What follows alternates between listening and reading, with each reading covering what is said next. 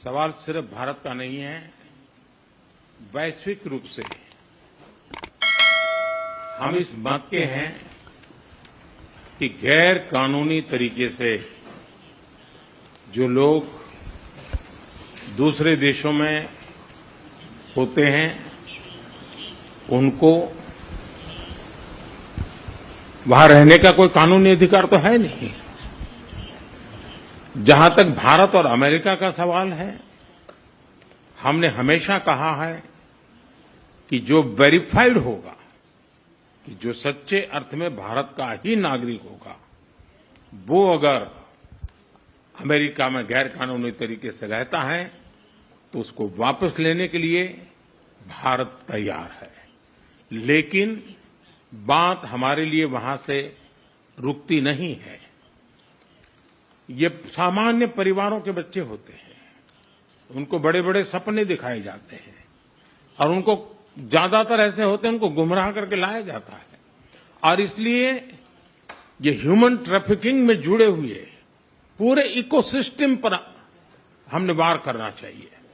और अमेरिका और भारत मिल करके हमारी कोशिश है और हमारी कोशिश रहनी चाहिए कि इस प्रकार की पूरी इकोसिस्टम को हमें जड़ मूल से नष्ट करना चाहिए, ताकि ह्यूमन ट्रैफिकिंग बंद हो और गरीब लोगों को जो अपनी धन दौलत बेच करके ऐसे बड़े बड़े सपने दिखा करके उनको अंधेरे में रख करके ले जाया जाए, उनके साथ भी अन्याय है। और इसलिए हमारी बड़ी लड़ाई उस पूरे इकोसिस्टम के खिलाफ है। और मुझे विश्वास है कि राष्ट्रपति ट्रंप भी इस इकोसिस्टम को खत्म करने में भारत का पूरा सहयोग करेंगे। सवाल सिर्फ भारत का नहीं है, वैश्विक रूप से हम इस मत के हैं कि गैर कानूनी तरीके से जो लोग दूसरे देशों में होते हैं उनको